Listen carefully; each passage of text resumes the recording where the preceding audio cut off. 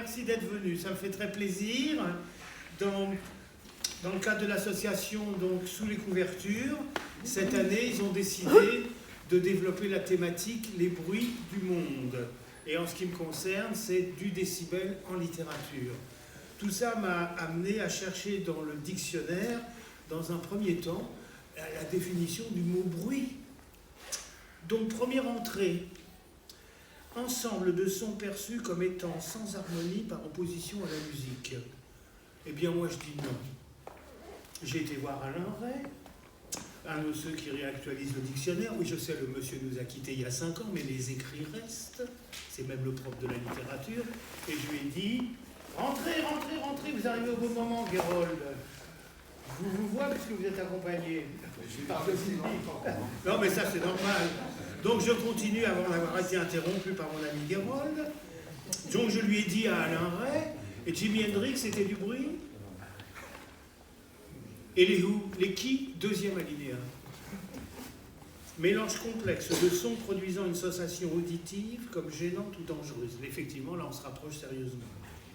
Tant il est vrai que les bruits de bottes, thématique qui a été traitée hier, je pense, sont pour l'ensemble de notre assemblée un son plutôt mémoriel. On a eu la chance d'être tranquille depuis la Deuxième Guerre mondiale.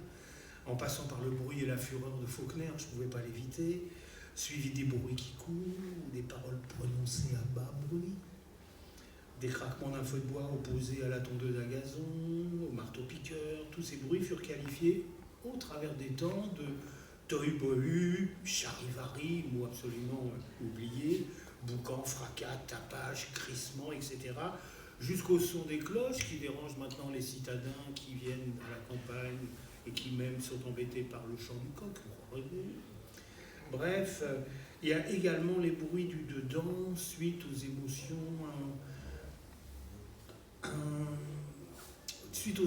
intenses.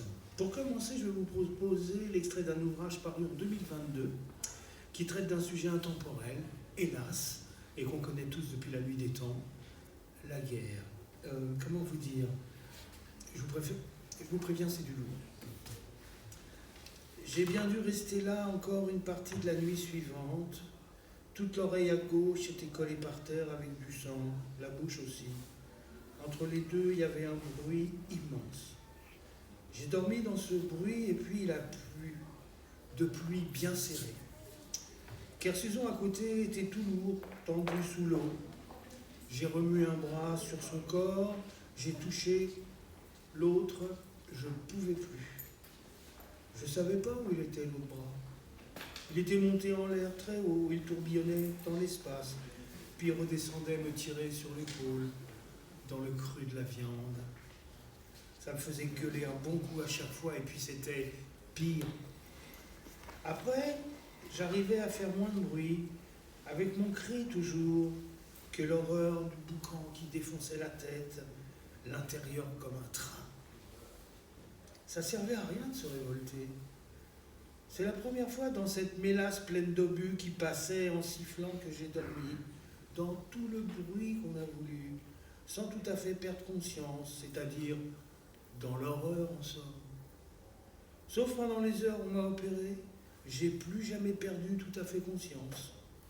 J'ai toujours dormi ainsi dans le bruit atroce depuis décembre 14. J'ai attrapé la guerre dans ma tête. Elle est enfermée dans ma tête. Bien. Je disais donc au milieu de la nuit, je me suis retourné sur mon ventre, ça allait. J'ai appris à faire la différence entre les bruits du dehors et les bruits qui me quitteraient plus jamais. Question de souffrir, je dégustais aussi en plein à l'épaule et aux genoux. Tout de même, je me suis remis debout. J'avais faim tout de même au fond de tout. J'ai tourné un peu sur moi-même, dans l'espèce de clos où on avait trouvé notre faim avec le drolière et le convoi. Où qui pouvait être lui à ce moment-là? Et les autres? Des heures entières. Et presque un jour avait passé depuis qu'on était venu les écrabouiller. C'était plus que de petits monticules sur la pente, puis dans le verger, où fumaient, grésillaient, brûlochaient, comme ci comme ça nos voitures. Le grand fourgon Forge, il n'est pas fini de se faire salement carboniser. La fourragère, pour ainsi dire, il n'y en avait plus. J'ai pas reconnu l'adjudant dans le milieu. J'ai reconnu plus loin des chevaux avec quelque chose derrière lui, un bruit de timon dans la cendre, plaqués le long du mur de la ferme qui finissait juste de s'écrouler par lambeaux. Ils avaient dû revenir se précipiter au galop dans les décombres, dans le plein du bombardement, poussés au cul en plein dans la mitraille. C'est le cas de le dire. Il avait bien travaillé, le drôlière. Je suis resté accroupi encore sur le même endroit. C'était de la boue d'obus bien triturée. Il en était venu au moins 200 des obus au moment, des morts par-ci, par-là. Le mec au musette, il s'était crevé comme une grenade, lui. C'était le cas de le dire, du cou jusqu'au milieu du pantalon. Dans son bide, il y avait même d'or. Ça sentait la viande avancée, le brûlé. Mais surtout, le tas du milieu, il y avait 10 chevaux, éventrés les uns dans les autres. C'est là qu'il avait fini le galop, fixé d'un coup, par une marmite ou trois, à 2 mètres. Le souvenir de la sacoche du pognon qu'avait sur lui le drôlière m'est revenu soudain dans l'esprit, dans le profond de ma marmelade. Je ne savais pas quoi penser, moi, toujours.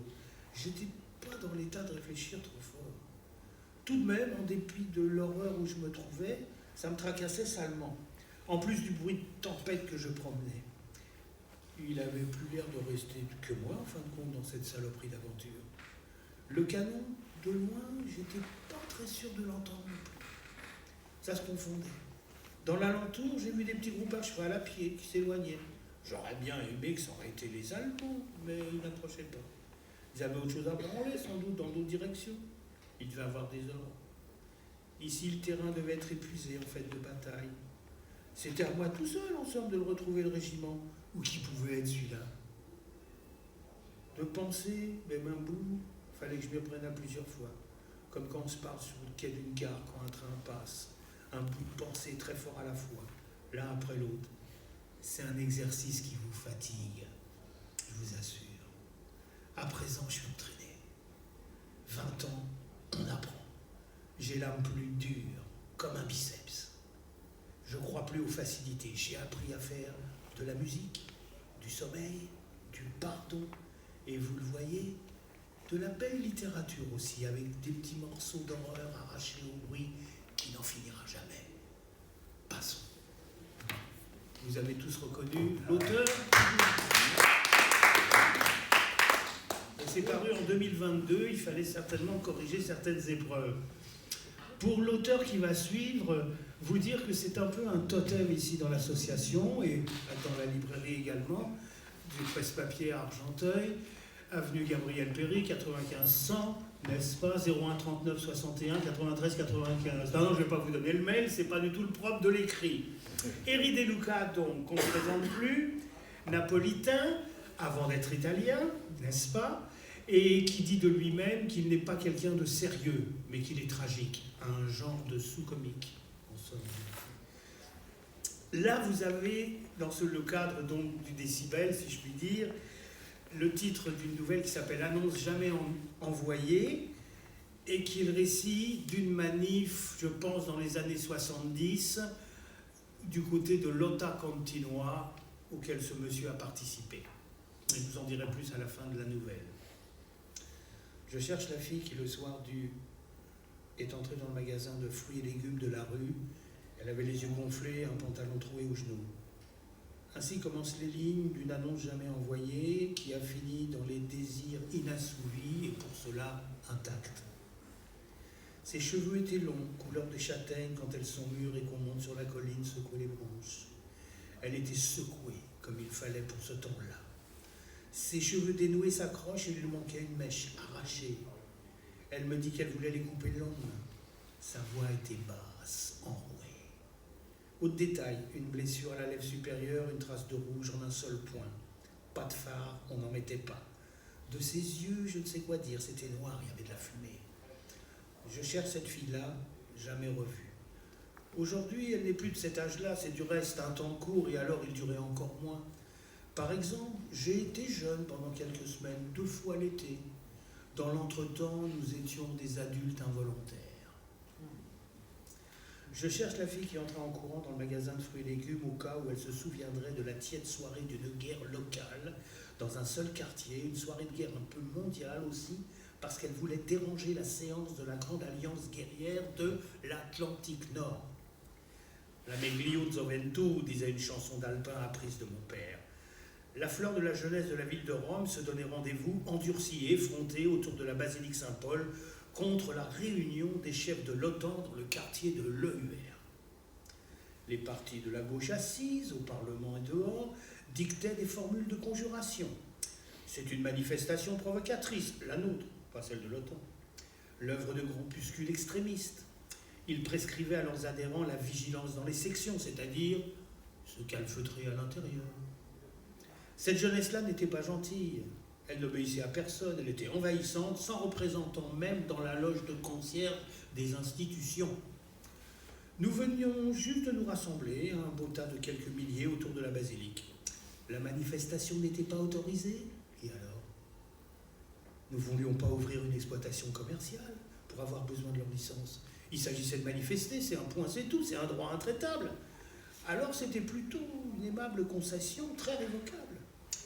La démocratie dominante était celle du parti unique. Ça devrait nous faire réfléchir, ça a été fait dans 70. Un gouvernement sans relâche déjà depuis un quart de siècle. Ainsi donc, après les premiers affrontements et les premières arrestations, la plupart d'entre nous montèrent vers le quartier voisin de Garbatella. En ordre dispersé et hors haleine, nous bloquâmes la rue avec tout ce qui nous trouvait sous la main. Panneaux de signalisation, bidons, gravats d'un chantier voisin. C'était de brusques mouvements masculins, pourtant, quelques filles restaient. Et si elles n'avaient pas la force de lancer des pierres, en échange, elles les ramassaient, elles les mettaient dans la main. Tu n'as jamais eu dans la main une pierre donnée par une fille? Ce sont les meilleurs. Tu y mets dedans une telle force en les lançant que tu te prends pour une catapulte. Et tu lui en demandes encore une autre à sentir pour avoir le toucher du passage de la main. Et pendant que tu penses à ça, la charge avance. Et tu restes un peu en arrière par rapport à ceux qui se sont tirés plus haut. Tu restes en arrière parce que cette sacrée fille ne s'enfuit pas. Elle t'attend. Et tu ne veux pas t'enfuir avant elle, et alors les autres approchent. Et tu pourrais encore filer, car ils sont essoufflés par leur course en montée, et aussi par la trouille de tomber sous une météorite volante. Mais rien. La fille ne se déplace pas, et toi, tu es en train de tirer sans rater un coup, tant ils sont prêts, et bientôt, il y aura une mêlée. Et toi, il fallait-il pas que tu trouves à côté d'une Jeanne d'Arc. Et maintenant, ils sont arrivés à la distance où l'on peut se regarder en face. Et alors, ils s'arrêtent, ils font demi-tour. L'assaut est fini, ils ont eu ordre de se retirer. Ce qui se passe, et tu t'en es pas aperçu, c'est que les gens sont en train de lancer leur maison par les fenêtres. Toutes leurs vieilles affaires. On se croirait le jour de l'an, des pots de fleurs, des pots de chambre, de la ferraille, des chaises cassées, des briques, des carreaux, des boîtes, des bouteilles, des seaux d'eau. Le quartier s'est mis à la fenêtre, à bombarder la charge, la réexpédier en bas. Les gens descendent de chez eux. Ceux des nôtres qui avaient pris position plus en arrière reviennent vers la barricade. De grandes couvertures à brûler surgissent. Un vieil homme en pousse une enflammée dans la descente par où se sont enfuis les troupes de l'ordre public. Et moi, il me semble que l'ordre public est celui de l'insurrection inattendue de gens qui ne nous connaissent pas, qui ne savent pas pourquoi nous l'apportons la guerre chez eux, mais qui décident au vol et à la majorité que nous avons raison et que les troupes ont tort. Ces gens-là font leur ordre public en se mettant avec la fleur de la jeunesse et en faisant son bonheur. Car le bonheur, pour nous, a été un quartier insurgé à l'improviste, à nos côtés et tout autour. Nous appelions ces choses-là du communisme, mais nous cherchions à deviner, c'était surtout un bonheur âpre et enfumé. Cherche la fille du magasin de fruits et de légumes, pas celle de la barricade, tête contre tête, pierre contre pierre. Non, celle-là je la connais. Elle a toujours été dans la rue. Elle a remonté les degrés de l'affrontement jusqu'à la plus violente forme de la critique. Ces affrontements étaient la critique, des actes d'une raison dotée d'une force de démolition, car elle est bonne à ça, la raison. Et ceux qui ne faisaient pas comme ça, c'était des gens qui niaient l'évidence, ils s'excluaient du champ, ils choisissaient l'État, qui n'est en aucun cas une indication de mouvement. Au terme de ce jour et de cette nuit de la critique, nous devions compter 50 d'entre nous emprisonnés, un hôpital de blessés, mais pas un dans une salle commune. Chacun était dans une chambre des habitations du quartier. La critique était coûteuse. Je cherche la fille saisie au vol à la sortie du magasin de fruits et légumes. Les troupes revenaient à la charge à partir d'autres points d'encerclement. Ils parvenaient à entrer, capturer, emmener en courant, mais ils ne pouvaient pas se planter au milieu du quartier. Les magasins restaient ouverts et ils refermaient aussitôt si l'un d'entre nous était poursuivi et s'y réfugiait. Alors le patron baissait brusquement le rideau de fer et dehors les troupes donnaient des coups de pied, nous lançaient une grenade, mais ils devaient vite se retirer des balcons. Ça grêlait dur. T'as jamais vu des commerçants se comporter ainsi avec la clientèle, hein? C'était un effet de cet étrange bonheur. Si par erreur l'un d'eux fermait son rideau devant un garçon en fuite, le laissant se faire tabasser dehors, le jour suivant et ceux d'après pouvaient rester chez lui. Personne n'entrait dans sa boutique le lendemain. Je cherche la fille qui se sauva dans le magasin de fruits et légumes, les yeux gonflés de gaz lacrymogène, son pantalon troué. Le patron n'eut pas eu le temps de fermer. Les agents relevèrent le rideau de fer déjà à moitié baissé, excédés de courir sous la grêle des balcons, enfin à l'abri pour une capture facile, bonne pour se dégourdir ainsi les membres supérieurs. Ils s'en prirent à la marchandise, à la chicorée et aux tomates, aux jambes du commerçant qui avait fini la tête en bas, pommes, courgettes, bras de la fille qui se protégeait sous les paniers renversés. Ils l'attrapèrent par les cheveux, la traînant dehors, abrutis de coups et de peur. Ils avaient soufflé trop longtemps dans le magasin, le reste de la troupe s'était retiré. Ils sortirent en courant et tombèrent sur un groupe des nôtres. La fille passa devant moi. Je la pris par un bras. Ainsi, pendant 2 secondes, 3 tout au plus, nous formâmes un beau trio primitif. 2 mâles qui se battaient pour la possession de la femelle en la tirant des 2 côtés opposés. Puis l'autre céda, touché par un coup de pied de la fille, brusquement ranimé par la bagarre en son honneur et décidé à faire valoir son droit de choix entre ses prétendants. Là, De Luca, il nous fait de la chevalerie, là, un peu. Hein. L'agent s'enfuit en serrant dans son gant un bout de scalp. Je jure que je me les rase à zéro, je jure que je me ferai plus prendre comme ça. Je cherche la fille qui disait ça sous une porte cochère où nous avons passé 1 heure à reprendre notre souffle, à dégonfler nos yeux avec du citron, à compter les bleus qu'elle avait, à retirer les légumes de ses vêtements et de ses cheveux. Je la quittais alors qu'elle était calme, elle avait sommeil et voulait rentrer chez elle, avertir quelqu'un. Moi non. Le soulagement du solitaire dans ses échauffourées, c'était de ne pas avoir d'arrière-ligne à prévenir. Le reste des nôtres resta toute la nuit dans la rue avec le peuple pour raconter, se compter, boire du café, des petits verres de cordial, mâcher du pain tout frais, échanger des poignées de main. Le commerçant avait remis en ordre son magasin et la marchandise épargnée, aidé par plein de gens. Il avait gagné une bonne part d'estime. Aujourd'hui, on dit de marché. Même si aucun expert en la matière n'aurait pu lui donner le bon conseil qu'il fût se donner tout seul au milieu de la petite guerre qui lui était tombée dessus. Je l'ai plus vu pendant les jours, les semaines, les assemblées, les manifestations qui suivirent. À distance de la maigre assurance de plus d'une demi-vie plus tard, je rédige de mémoire une annonce jamais envoyée. Je cherche la fille, je la cherche pas. Et je l'ai même pas écrite. Mais pendant les jours, les semaines, les assemblées, les manifestations qui suivirent, j'ai regardé s'il y avait celle qui m'avait juré sous une porte cochère d'aller chez le coiffeur tout en enlevant la salade de ses souliers.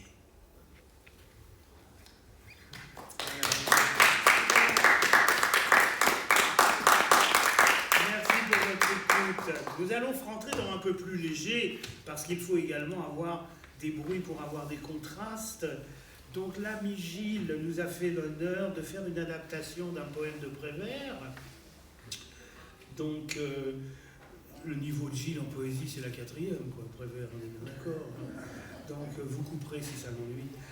Qu'est-ce que je veux dire? Je ne peux pas m'empêcher. Mais avec le bruit de l'œuf sur le comptoir, Gilles a décidé d'en faire une adaptation très sympathique qui s'appelle « Du bruit dans le Mikado ». J'en profite pour faire une liaison. Ce dernier livre du monsieur, ça n'est pas le dernier, ce dernier s'appelle « Les règles du Mikado ». C'est un enchaînement comme à la télévision. Alors j'y vais. Il est doux. Il est doux le petit bruit du Mikado lâché sur la table. Il est doux ce bruit. Quand il remue dans la mémoire de l'homme qui va jouer, il est doux aussi le regard de l'enfant assis en face de l'homme, la tête de l'enfant qui a faim de jouer quand les Mikados se posent en équilibre. Comme on pose des brindilles sur un feu. C'est pas sa tête pourtant qu'il regarde, il s'en fout de sa tête l'homme. Il n'y pense pas, il songe, il s'imagine soulever les baguettes sans bouger, sans bouger, sans bouger. Bouger!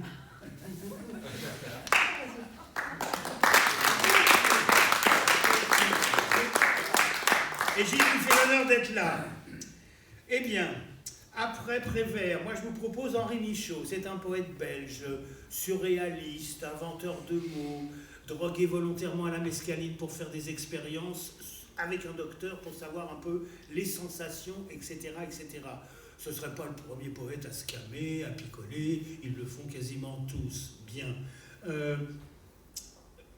Henri Michaud, donc est belge, donc forcément surréaliste, Et il a écrit, comment vous dire, un petit poème en prose qui s'appelle « L'auto de l'avenue de l'Opéra », qui me dispensera de vous décrire ce que c'est qu'un boulevard à Paris. Vous allez voir un petit peu la teneur. C'est une erreur de croire, si vous habitez avenue de l'Opéra, qu'il y passe quantité d'auto.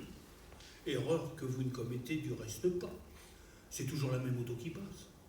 La même qui débraye, qui accélère, qui klaxonne, qui passe en seconde, qui stoppe net, qui débouche de la rue d'Antin, qui revient par la rue Ventadour. C'est à cause d'elle que nous tous en ville, nous sombrons dans la neurasthénie. Elle est incertaine, pas encore passée, elle est déjà revenue, elle freine dans une rue latérale, elle repart ici à toute vitesse, elle est déjà la suivante, qui cherche la même dédale, jamais satisfaite, toujours précipitée, impérieuse et monotone. Cette vieille fille nous manquait toujours.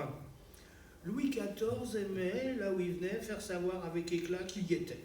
Mais jamais il n'eut vent d'un pareil engin à faire du bruit. La recette manquait. De son temps, le plus snob, et Dieu sait s'il y en avait, n'aurait pu lui proposer une auto. C'est ce que j'appelle de la poésie surréaliste belge pour nous parler d'une bagnole qui passe tout le temps, donc du bruit infernal du boulevard de Belleville, là où j'habite, et où à 4 voix, on entend ça toute la journée de 7h du matin. Voici maintenant, toujours du même poète, une pensée hurlante. Ça s'appelle « Contre ». Je vous construirai une ville avec des loques, moi. Je vous construirai sans plan, sans ciment, un édifice que vous ne détruirez pas, et qu'une espèce d'évidence écumante soutiendra et gonflera, qui viendra vous braire au nez, et au nez gelé de tous vos Parthénons et de vos Ming, avec de la fumée, avec de la dilution de brouillard, avec du saut de peau de tambour. Je vous assoirai des forteresses écrasantes et superbes, des forteresses faites exclusivement de remous et de secousses, contre lesquelles votre ordre multimillénaire et votre géométrie tomberont en fadaise et galimatia et poussière de sable sans raison. Glace sur vous, néant sur les vivants. Oui, je crois en Dieu, certes, il n'en sait rien. Foyer jumelle du tendre, au monde étranglé, ventre froid, même pas symbole, néant, je contre. Je contre, et ce que te gaffe de chien crevé, en tonnes. Vous m'entendez? En tonnes. Je vous arracherai ce que vous m'avez refusé en grammes. Le venin du serpent est son fidèle compagnon. Fidèle, il l'estime à sa juste valeur. Frère, mes frères damnés, suivez-moi avec confiance. Les dents du loup ne lâchent pas le loup, c'est la chair du mouton qui lâche. Dans le soir, nous verrons clair, mes frères. Dans le labyrinthe, nous trouverons la voie droite. Carcasse, où est ta place ici? Gêneuse, pisseuse, peau cassée, poulie gémissante, comme tu vas sentir les cordages tendus des 4 mondes. Comment je vais t'écarteler? Pensée hurlante. Henri Michel. Est-ce qu'il y en avait parmi vous qui auraient pu s'imaginer qu'un écrivain né en 1840 et qui nous a quittés en 1897, Alphonse Daudet, aurait eu une idée d'écologie avec un texte qui s'appelle Woodstown, comme quoi c'est quelque chose qui préoccupe les gens depuis plutôt longtemps. Tout va bien, vous respirez? Woodstown, la ville de bois. L'emplacement était super pour bâtir une ville. Il n'y avait qu'à déblayer les bords du fleuve, en abattant une partie de la forêt, de l'immense forêt vierge enracinée là depuis la naissance du monde. Alors, abritée tout autour par des collines boisées, la ville descendrait jusqu'au quai d'un port magnifique, établi dans l'embouchure de la rivière Rouge, à 4000 seulement de la mer. Dès que le gouvernement de Washington eut accordé la concession, charpentiers et bûcherons se mirent à l'œuvre. Mais vous n'avez jamais vu une forêt pareille. Cramponnée au sol de toutes ses lianes, de toutes ses racines, quand on la battait par un bout, elle repoussait d'un autre et se rajeunissait de ses blessures. Et chaque coup de hache faisait sortir des bourgeons verts. Les rues, les places de la ville à peine tracées étaient envahies par la végétation. Les murailles grandissaient moins vite que les arbres et sitôt élevés croulaient sous l'effort de racines toujours vivantes. Pour venir à bout de cette résistance où s'éboussait le fer des cognets et des haches, on fut obligé de recourir au feu. Jour et nuit, une fumée étouffante emplit l'épaisseur des fourrés, pendant que les grands arbres au-dessus flambaient comme des cierges. La forêt essaya de lutter encore, retardant l'incendie avec des flots de sève et la fraîcheur sans air de ses feuillages pressés. Enfin, l'hiver arriva. La neige s'abattit comme une seconde mort sur les grands terrains pleins de troncs noircis, de racines consumées. Désormais on pouvait bâtir. Bientôt une ville immense, tout en bois, comme Chicago, s'étendit aux bords de la rivière Rouge, avec ses larges rues alignées, numérotées, rayant pour toutes les places. La bourse, les halles, l'église, les écoles, tout un attirail maritime de hangars, de douanes, de docks, d'entrepôts, de chantiers de construction pour les navires. La ville de bois, Woodstown, comme on l'appela, fut vite peuplée par les essuyeurs de plâtre des villes neuves. Une activité fiévreuse circula dans tous ces quartiers. Mais sur les collines environnantes, dominant les rues pleines de foule et le port encombré de vaisseaux, une masse sombre veillait et s'étalait en demi-cercle. C'était la forêt qui regardait. Elle regardait cette ville insolente qui avait lui pris sa place au bord du fleuve et ses 3000 d'arbres gigantesques. Tout Woodstown était fait avec sa vie à elle. Les homas qui se balançaient dans le port, ses toits innombrables abaissés, jusqu'à la dernière cabane du faubourg, elle avait tout fourni. Même les instruments de travail, même les meubles, mesurant seulement ses services à la longueur de ses branches. Aussi, quelle rancune elle gardait contre cette ville de pillards. Tant que l'hiver dura, on s'aperçut de rien. Les gens de Woodstown entendaient parfois un craquement sourd dans leur toiture, dans leurs meubles. De temps en temps, une muraille se fondait, un comptoir magasin éclatait. Mais le bois neuf est sujet à ces accidents, personne n'y attachait d'importance. Cependant, aux approches du printemps, un printemps subit, violent, si riche de sève, quand on en sentait sous terre comme un bruissement de source, le sol commença à s'agiter, soulevé par des forces invisibles et actives. Dans chaque maison, les meubles, les parois des murs se gonflèrent, on vit sur les passages de longues boursouflures comme au passage d'une taupe. Oh, c'est l'humidité, disaient les habitants, avec la chaleur ça passera. Tout à coup, au lendemain d'un grand orage, venu de la mer, qui apportait l'été dans ses éclairs brûlants et sa pluie tiède, la ville se réveillant avec un cri de stupeur. Les toits rouges des monuments publics, les clochers des églises, le plancher des maisons jusqu'au bois des lits, tout était saupoudré d'une teinte verte, mince comme une moisissure, légère comme une dentelle. De près, c'était une quantité de bourgeons microscopiques où l'enroulement des feuilles se voyait déjà. Le jour suivant, tous les appartements avaient l'air de serre. Des lianes suivaient les rampes d'escalier. Dans les rues étroites, des branches se joignaient d'un toit à l'autre, mettant au-dessus de la ville bruyante l'ombre des avenues forestières. Ça devenait inquiétant. Pendant que les savants réunis délibéraient sur ce cas de végétation extraordinaire, la foule se pressait dehors pour voir les différents aspects du miracle. Les cris de surprise, la rumeur étonnée de tout ce peuple inactif donnaient de la solennité à cet étrange événement. Soudain, quelqu'un cria « Regardez la forêt !» Et l'on s'aperçut avec terreur que depuis 2 jours, le demi-cercle verdoyant s'était rapproché. La forêt avait l'air de descendre sur la ville. Toute une avant-garde de ronces, de lianes s'allongeait jusqu'aux premières maisons des faubourgs. Alors Woodstown commença à avoir peur. Évidemment, la forêt venait reconquérir sa place au bord du fleuve et ses arbres abattus, dispersés, transformés, se déprisonnaient pour aller au-devant d'elle. Comment résister à l'invasion? Avec le feu, on risquait d'embraser la ville entière. Et que pouvaient les haches contre cette sève sans cesse renaissante, ces racines monstrueuses? Pourtant, tout le monde se mit bravement à l'œuvre avec des faux, des herses, des cogners, et l'on fit un immense abattis de feuillage, en vain. D'heure en heure, la confusion des forêts vierges, où l'entracement des lianes jouait entre elles, des pousses gigantesques envahissaient les rues. Déjà les insectes, les reptiles faisaient irruption, il y avait des nids dans tous les coins. Une nuée de greniers de la ville fut épuisée par toutes les couvées écloses, et puis une ironie au milieu de ce désastre. Des papillons de toute grandeur, de toutes couleurs, volaient sur les grappes fleuries et les abeilles prévoyantes qui cherchent les abris sûrs au creux de ces arbres si vite poussés installaient leurs rayons de miel comme une preuve de durée. Vaguement, dans la houle-foule des feuillages, nous entendions des coups sourds, des cognets, des haches. Mais le 4e jour, tout travail fut reconnu impossible. L'herbe montait trop haut, trop épaisse, des lianes grimpantes s'accrochaient aux bras des bûcherons, les maisons étaient devenues inhabitables, les meubles chargés de feuilles avaient perdu leur forme, les plafonds s'effondraient, c'était fini, il fallait fuir. À travers le réseau de plantes et de branches qui se resserrait de plus en plus, les gens de Woodstown, épouvantés, se précipitèrent vers le fleuve, emportant le plus qu'ils pouvaient de richesses, d'objets précieux. Mais que de peine pour gagner le bord de l'eau. Il n'y avait plus de quais, que des roseaux gigantesques. Les chantiers maritimes où s'abritaient les bois de construction avaient fait place à des forêts de sapins, et dans le port tout en fleurs, les navires neufs semblaient des îlots de verdure. Heureusement qu'il se trouvait là quelques frégates blindées sur lesquelles la foule se réfugia et où elle put voir la forêt joindre victorieusement la forêt nouvelle. Peu à peu, les arbres confondirent leurs cimes et sous le ciel bleu plein de soleil, l'énorme masse de feuillage s'étendit au bord du fleuve à l'horizon lointain. Plus trace de ville, ni de toit, ni de mur. De temps en temps, un bruit sourd d'écroulement, dernier écho de la ruine, où le coup de hache d'un bûcheron enragé retentissait sous la profondeur du feuillage. Puis plus rien que le silence vibrant, bruissant, bourdonnant. Des nuées de papillons blancs, tournoyant sur la rivière déserte, et là-bas, vers la haute mer, un navire qui s'enfuyait, 3 grands arbres verts dressés au milieu de ses voiles, emportant les derniers émigrés de Woodstown. Voilà Alphonse Daudet qui nous fait donc une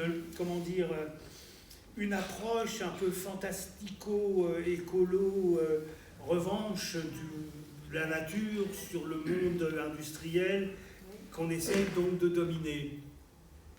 Bien, je voudrais terminer avec des dames, des femmes de lettres. J'aime pas dire écrivaine, j'aime pas dire autrice, j'aime pas dire auteur. Femme de lettres, je trouve ça très noble. Et la noblesse, ça compte pour le cœur, pour l'écriture, pour l'âme, pour tout. Marguerite Duras a écrit des très jolies choses, des choses douloureuses, mais des choses également très prenantes. Et vous allez voir que dans l'extrait que je vais vous lire, on retrouve 2 thématiques que je voulais développer au cours de cette lecture. Je revois encore le visage et je me souviens du nom. Je vois encore les murs blanchis, le store de toile qui donne sur la fournaise, l'autre porte en arcade qui mène à l'autre chambre et à un jardin à ciel ouvert. Les plantes sont mortes de chaleur, entourées de balustrades bleues comme la grande villa de Sadek, étagée de terrasses qui donnent sur le Mékong. C'est un lieu de détresse, naufragé. Il me demande de lui dire à quoi je pense. Je lui dis que je pense à ma mère, qu'elle me tuera si elle apprend la vérité. Je vois qu'il fait un effort et puis il le dit. Il dit qu'il comprend ce que veut dire ma mère. Il dit ce déshonneur. Il dit qu'il ne pourrait pas leur supporter l'idée dans le cas du mariage. Je le regarde, il me regarde à son tour. Il s'excuse avec fierté, il dit « Je suis un Chinois ».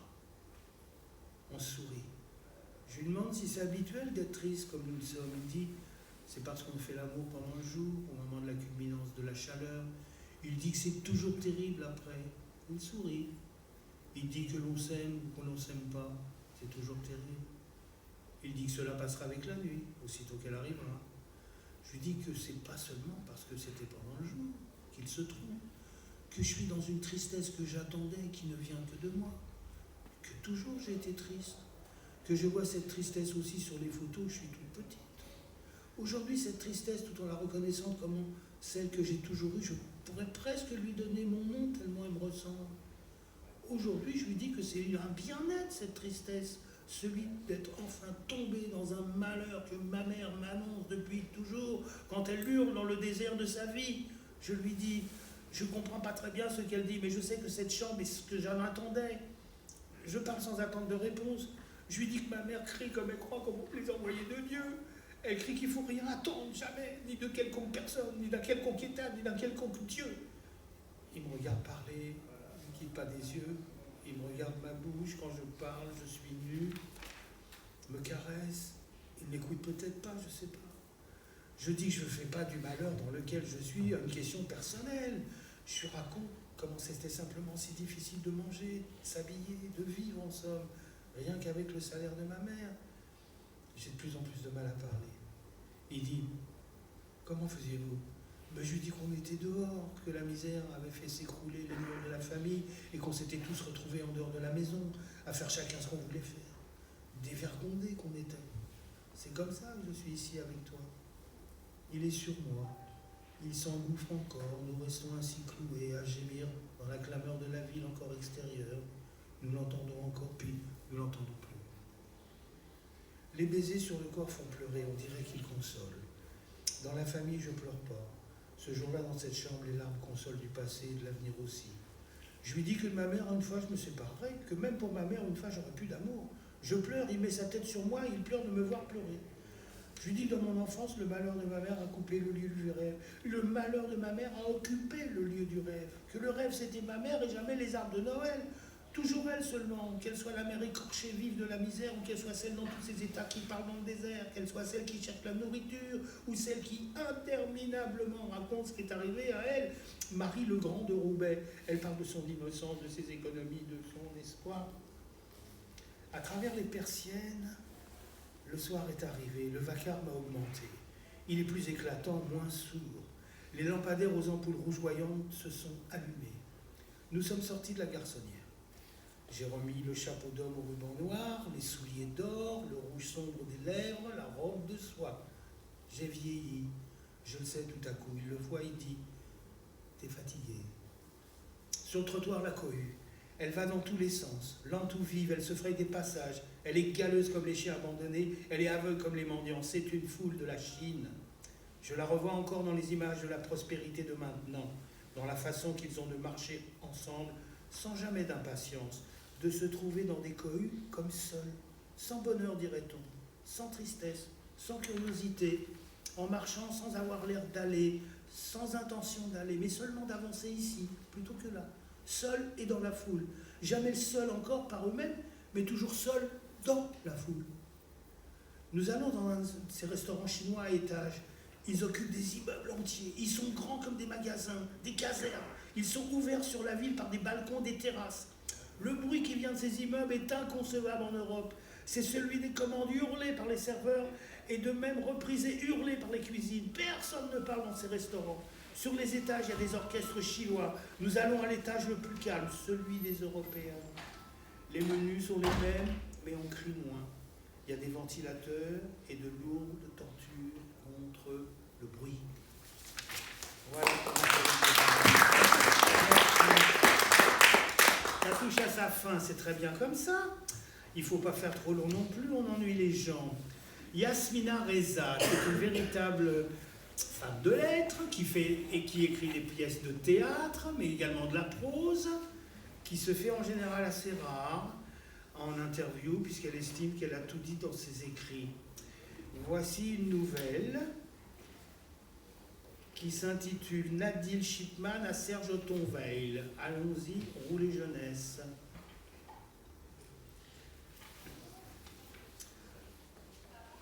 Mon mari avait l'habitude de peler les oranges avec ses mains. Avec certains types d'oranges, ça peut se concevoir, lorsque la peau est épaisse et se détache facilement. En revanche, lorsque la peau est fine et adhérente au quartier, comme c'est le cas de la plupart des oranges, en tout cas des plus juteuses, donc des meilleures, personnellement, je m'efforce toujours d'acheter ce genre d'orange. L'attaque de la peau à main nue est une aberration. Un geste de pure quotidienneté se transforme en lutte laide et inutile. Ce geste qu'il faisait quand nous prenions notre petit déjeuner l'entraînait à taper la table avec une sorte de violence régulière. À chaque pelure arrachée, le poing retombait sur le bois. Malgré lui, bien sûr, sans qu'il s'en rende compte particulièrement. Je veux dire imperméable au bruit et à l'effet de secousse, n'ayant jamais à l'esprit que je puisse être dérangé. D'une manière générale, je ne supporte pas les gens qui tapent sur les tables, Serge. Vous voyez ces gens qui laissent tomber leur avant-bras et le tranchant de la main, soi-disant dans un esprit de clarification, pour préciser ou donner du poids à la pensée, il n'y a rien de plus stupide. J'aime les gens réservés, je veux dire, dont la présence physique est légère, délicate. Mon mari aurait pu, tout en pelant l'orange avec ses mains, suspendre son geste dans l'air, c'est-à-dire contrôler sa manière et la rendre moins brutale, de sorte que je n'aurais eu qu'à m'abstenir de le regarder et tout au plus de reprocher intérieurement une paresse, un manque d'élégance, de tenue. Mais il s'est cru assez seul, comprenez-vous, pour ne prendre aucun gant, pour réitérer sur la table un choc inqualifiable dès le lever, et ce pendant des semaines, peut-être des mois, avec des arrêts, car il y a des périodes de bannissement de l'orange, jugée trop acide pour l'estomac. Jusqu'au jour où j'ai pris la décision de sursauter à chaque retombée du poing. D'abord discrètement, et puis de moins en moins, et puis du tout discrètement. J'ai sursauté violemment, comme si mon cœur allait lâcher. Une réponse comme un autre, plus fine qu'une insulte, que mon mari a considérée comme 100% agressive. L'aspect muet et outrancier de ma réaction, révélant selon lui la charge globale de haine accumulée à son encontre. Une haine, je le cite, si amèrement contenue qu'elle n'aurait même plus de mots pour s'exprimer.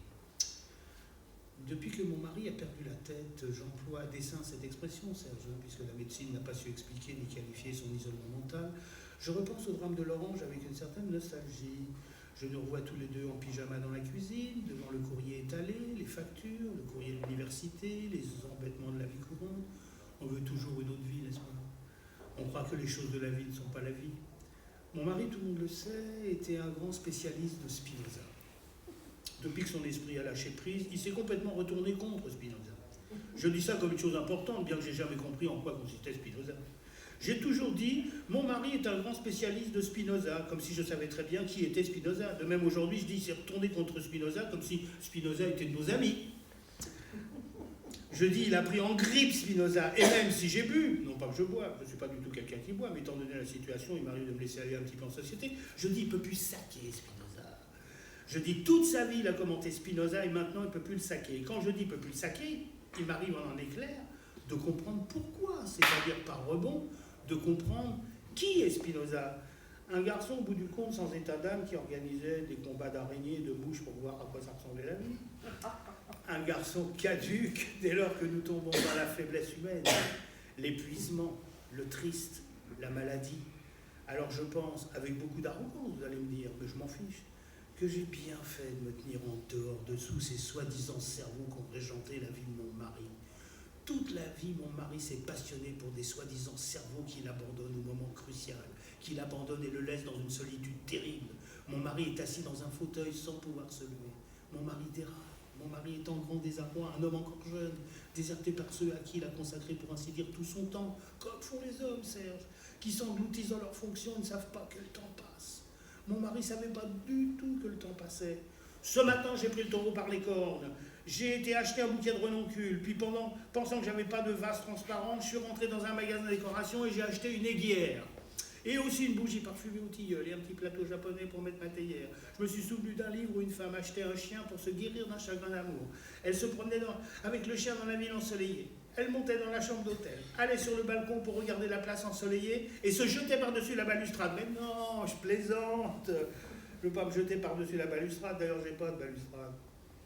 Mais enfin, je reviens à la maison avec le renoncule, je coupe les tiges, je mets les fleurs dans l'aiguière sur le bureau où j'écris mes articles. J'allume la bougie au tilleul, tout a l'air propre et gai. Il faut que les choses aient l'air propre et gai dans une maison où brûle gentiment une bougie parfumée. Il n'y a pas de place pour la tragédie. Je vois bien que c'est une erreur de ne pas travailler le vendredi, Serge. Si j'ai surmonté le vendredi en achetant un plateau japonais et une bougie au tilleul, il me reste encore le samedi et le dimanche. La main de mon mari pend au bout de la coudoir du fauteuil. Il faudrait comprendre pourquoi ça m'importe. On a l'impression qu'il la laisse pendre à dessein pour se montrer lamentable et foutu. Je ne peux m'empêcher de voir dans cette mollesse un acte hostile, un genre de rébellion contre le sort. Mon mari n'a jamais hésité à s'autodétruire. Peut-on parler d'un goût masculin pour l'autodestruction? J'ai un collègue qui fait semblant de s'évanouir devant les enfants quand les choses vont mal avec sa femme. Il fait de fausses syncopes dans la cuisine, il s'écroule dans les casseroles. Plus personne n'y croit, mais il continue à le faire. Il continue à le faire d'autant plus que personne n'y croit. Mon mari laisse sa mâchoire de façon flétrie et inerte. Avant, je ne remarquais pas que sa main était flétrie. On dirait qu'il se délecte à se montrer vieux. Devant vous, il se tient. Il ne laisse pas sa main pendre au bout de la coudoir. Devant le médecin aussi, il s'anime. Ces gens ne voient jamais les malades comme ils sont. Les malades se tiennent devant eux. Je veux dire, non pas par noblesse ou par orgueil ou même courage, au contraire. Ils se tiennent par faiblesse. Ils veulent être rassurés. Ils veulent tamiser le diagnostic. Le maître de mon mari a étranglé sa femme. Lui se contente de laisser sa mâchoire au bout de la coudoir, de façon lamentable et flétrie. Mon mari n'a pas de radicalité, c'est un disciple. La génération de mon mari a été écrasée par les maîtres. Ce matin, j'ai dit à notre fils, ton père présente les signes du plus complet désœuvrement, papa garde un dépôt vide de la SNCF. Tel est le visage que mon mari affiche en ma présence. Je dis bien en ma présence, je ne pense pas que le même personnage lui serve dans d'autres compagnies. Les hommes jouent à être ce qu'ils sont, aussi bien dans la vie courante que dans la maladie. Au début, mon mari était contre les médicaments. Aujourd'hui, il en raffole. Au début, contre la pharmacie. Aujourd'hui, pour les médicaments. Épouvantablement pour. Aucune ligne de conduite. Aucune tenue dans l'aide. Pendant des années, nous avions Spinoza. Aujourd'hui, exaltation diverses, drogue et mains molles. La folie excuse pas tout. La vie conjugale nous a tués comme elle tue beaucoup de gens. C'est pas la philosophie, croyez-moi, qui vous donne un coup de main dans la vie conjugale. D'ailleurs, je ne vois rien qui puisse vous sortir la tête de cette embarcation, surtout pas la philosophie qui, en gros, sous des allures plus ou moins provocantes, s'est toujours attachée à calmer les esprits, à réduire la bête sauvage, notre meilleure part. Je suis une grande fan des Spartiates, voyez-vous, Serge, des gens qui n'ont jamais donné la moindre chance à la famille, à l'hébétude de la vie sentimentale, des gens qui se débarrassent des nouveau-nés, des formes en les jetant du haut des falaises. Les Spartiates sont pour moi la crème du genre humain. Je vous sens perplexe et un peu affolé. Vous vous dites, le mari débloque, mais sa femme aussi. Je ne débloque pas et je le regrette. Il doit y avoir quelque chose d'apaisant à être fêlé, ou à pouvoir alterner le fêlé et le normal, comme le maître de mon mari qui demandait à se faire enfermer à la moindre contrariété. Il avait trouvé un rythme de vie. C'est bête qu'il ait tué sa femme. On maintient un certain cap, puis on finit par déraper. On maintient un certain cap contre l'impuissance, contre le chaos. Et un bon jour, on fout tout en l'air. C'est dommage et merveilleux. Parce que, Serge, est-ce qu'on ne veut pas, au fond, que quelque chose arrive?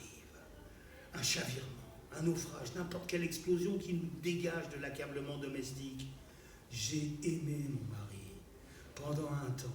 J'ai sincèrement aimé ce garçon brillant, fringant, avec son cartable de cour, tout à son sujet. Oh, quelle erreur de mettre l'amour au centre du mariage. Amour et mariage n'ont rien à voir, ils n'ont rien à voir. Les sentiments entre un homme et une femme ne peuvent que s'engloutir dans ce dispositif. Alors avant de vous quitter sur une pensée qui peut paraître très négative, même si très réaliste, avec Yasmina Reza, je vais vous faire un petit truc où une tata est avec sa petite fille, vous allez voir, ça va vous détendre. Tout le monde respire, tout va bien. C'est pas très gai, vous savez, le décibel. J'allais pas vous parler des amplificateurs, ni de la musique rock'n'roll, ce que je ferai certainement un jour, mais pour le moment, on n'en est pas là. Il me fallait illustrer donc ce propos avec des textes qui forcément retentissaient et faisaient du bruit aussi bien dehors que dedans. Voici donc Doria. Doria, qui aura bientôt 3 ans, dort chez moi. Elle n'est encore au courant de rien. Je veux dire rien d'effectif, car il y a un petit frère qui doit arriver, et c'est un sujet qu'on ne... Je suis couché dans son lit à barreaux, dont tout un côté a été retiré, car c'est une grande fille à présent. Je raconte une histoire. Quand je ferme le livre, elle dit « Encore une ». Je dis « Tu exagères, on en a déjà eu plein dans le salon ». Elle dit « La dernière, elle est rodée ». Elle est rodée, c'est entre parenthèses, c'est le gosse qui parle. J'entame Caroline à la ferme quand subitement le sommier s'effondre et elle avec. Aucun mal, mais elle pleure, je la console. Tu sais dormir dans un grand lit? Il y a aussi un grand lit dans la chambre où nous sommes. Elle fait le nom de la tête, elle est terrifiée. Je lui vends l'idée d'une merveilleuse cabane au sol, sur son matelas avec tous ses amis, je la convainc. Je déplace tant bien que mal le lit cassé, nous nous installons avec Doudou, les 2 autres éléphants, d'autres types et 2 tétines qui servent à rien mais qui doivent être là. Plié en 12 pour qu'elle voie les images, je reprends Caroline à la ferme. Fier de ma gestion, je la quitte en laissant la porte entrouverte sur le couloir allumé. Je l'entends jouer et chantonner pendant une bonne demi-heure. Je retourne dans sa chambre, elle dort comme un ange. Quand je vais me coucher quelques heures plus tard, j'éteins bien sûr le couloir qui nous sépare. À 1h45, j'entends des pleurs. Elle est assise sur son matelas et se calme à mon arrivée. Je comprends assez vite qu'elle ne peut pas être dans le noir. Elle a normalement une petite lampe de nuit qui l'accompagne, mais sa mère avait oublié de la mettre dans son sac. Je m'étais dit qu'elle n'avait sans doute plus besoin. Je la câline, la rassure, et la laisse avec la porte de la salle de bain éclairée entrouverte. Je reprends la fin de l'homme rouge pour me rendormir. Je perçois à nouveau des pleurs. Je retourne dans sa chambre. Moi déjà, j'ai donné un Tempesta. Nous discutons, je plaisante. Nous discutons de la nuit, du lendemain où elle retrouvera ses parents. Je ne dis rien du frère. Elle se tourne pour dormir, je caresse son front et je m'en vais avec son accord. Elle geint dès que je suis dans le couloir. Je me dis, recommençons le rituel à 0. Veux-tu que je te lise une petite histoire? Oui. Je saisis, madame, je sais tout. Livre souple et court, erreur. Madame, je sais tout, la galvanise. Elle s'est redressée, elle répète, elle anticipe les mots, elle veut revenir sur des pages en arrière, me montre des détails d'images, bref, elle est réveillée comme jamais. Après 2 et 3 va-et-vient fructueux entre sa chambre et la mienne, veux-tu dormir avec moi? Oui. Déménagement, Doudou, les éléphants, le phoque, les tétines. Je reprends Svetlana Alexievitch, je dis Lilou, c'est mon nom de grand-mère, dois lire un petit peu et toi tu fais dodo. Elle me laisse lire en nichant ses amis, j'éteins, pleure. Ah bah oui, pas le noir. La lampe de sa table de nuit est trop violente, j'en trouve une autre dans l'appartement plus petite que je branche à ses pieds. Il est 3h30. Nous sommes enfin sur la voie du repos quand soudain, que dis-tu? Elle veut retourner dans son lit. Je la ramène, la sermène. Maintenant, dodo. Lilou a des répétitions demain, doit être en forme, et toi aussi dois être en forme. Tu es bien, tes amis te protègent, tu as de la lumière. Si tu pleures, je ne reviendrai pas. Elle s'endort. Moi aussi, finalement, avec un octamide et quelques pages de perestroïka. Il fait jour, un jour encore frêle. Quelqu'un joue une œuvre contemporaine pour clavier dans un rêve, ça dure. C'est chez moi. Je regarde l'heure, il est 7h05. Elle est gentille. Elle n'est pas venue me réveiller. Elle a préféré se mettre directement au piano. Bien. Merci pour votre écoute. Merci, merci.